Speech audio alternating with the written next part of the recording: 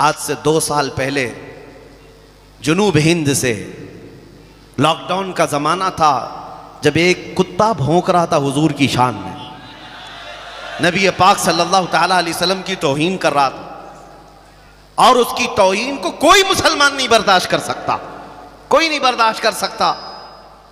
जाहिर सी बात है, मेरी खुद की रात की नींदें उड़ी हुई थी। चंद नौजवान रोते हुए आए थे, कहा कि ये सुन नहीं सकते हम। कहा मेरे भी सुनने के काबिल नहीं, इससे पहले कि हम मर जाते हुजूर के लिए ऐसे अल्फाज सुन रहे हैं। फिर जज्बात थे, हमने ललकार करके उससे कहा जितनी बातें कह रहे हो अगर ये हकीकत है तो हम डिबेट नहीं करेंगे, आओ मैदान में उतर करके देखते। मैदान में उतर करके देखते। ये वाकया आपको पता होगा, 2 साल पहले। साल गुजर गए, 2 साल गुजर गए, कुत्ते का कोई नामो निशान नहीं, खत्म हो गए। भौंकने वालों को साइड लगा दिया गया। जो भी हालात हुए, हम तो पहुंचे थे दिल्ली की जामा मस्जिद भी, जिसको ये शक था कि जाएंगे कि नहीं जाएंगे, हम तन्हा पहुंचे थे। मैं आपको बताऊं, यही लिबास है मेरा। एक चीज़ मैं बताऊं, हमारे जाने से पहले 1 रात पहले पूरी सिक्योरिटी लगा दी गई, किसी गेट से ये मस्जिद के अंदर ना आए। लेकिन जुमा के वक्त 12:30 बजे ऐन जुमा की अजान के बाद मैं अंदर दाखिल हुआ। मेरे आगे पीछे सारे लोगों की चेकिंग हो रही थी, मेरी कोई नहीं हुई। हम तो पहली सफ में जाकर बैठ गए थे जुमा के बाद। उसके बाद थाने वाले लेकिन मैं ये सिर्फ तजुर्बा बता रहा हूँ आपको, हुजूर के लिए अगर खड़े हो तो अल्लाह की मदद कैसे होती। 12 घंटे तक बिठाया और कुछ लोगों की तफ्तीशात हो रही थी कंटिन्यू। उन्होंने पूछा किस टाइम पे आप अंदर गए थे? कहा 12:20 पर। कहा क्या ऐसे ही लिबास पहन के गए थे? कहा आप तो वहाँ से सीधे यहाँ लेकर के आ रहे हैं। एक दूसरे का वो मुँह देख रहे थे। कहा हम तो ड्यूटी पर तैनात थे लेकिन हमने देखा नहीं। हम लोगों को एक दिन पहले फ़ोटो भी भेजी गई थी और रोकने के लिए कहा भी गया था।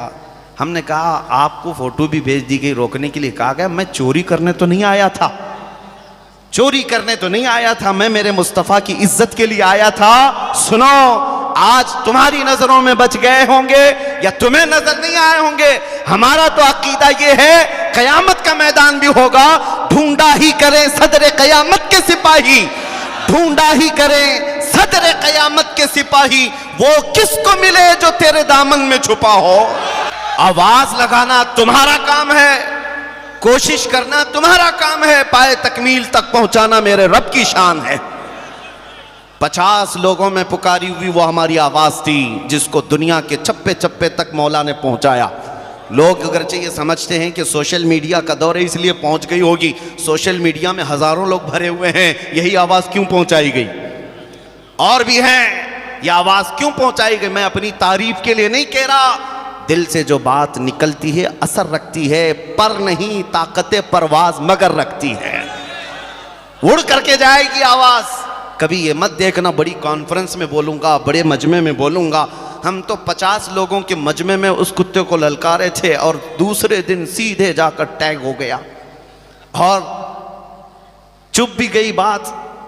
ऐसा लगने लगा कि हमने दुम पे पांव रख ही दिया, उछल कूद शुरू हो गई थी। आपको पता है, मैं ये तजुर्बा इसलिए अर्ज कर रहा हूं, कभी अपने आप को तन्हा महसूस मत करना।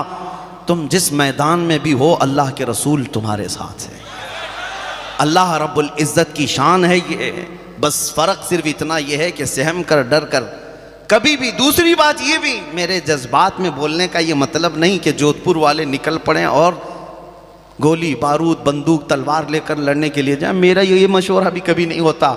मियाँ तलवार बंदूक गोली तो बहुत दूर की बात है, मैं तो आपको ब्लेड लेने की भी बात नहीं कर रहा।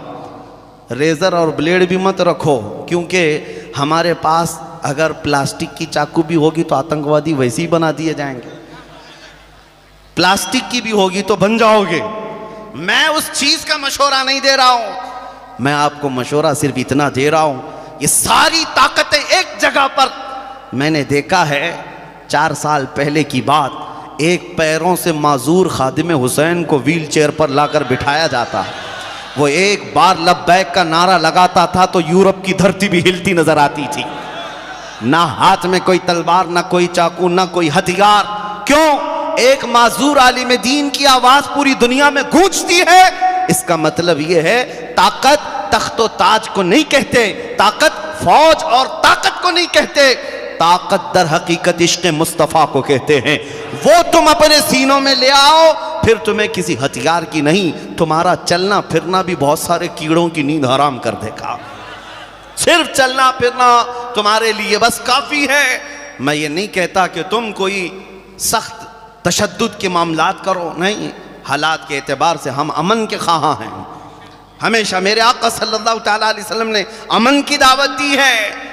ये बात भी फरमाया मेरे आका ने, ला ततमन्नौ लिक़ा अदुव्विकुम, कभी भी दुश्मन से जंग की तमन्ना मत रखना, लड़ने भिड़ने की तमन्ना मत रखना, कत्ल और गारत की बातें मत करना।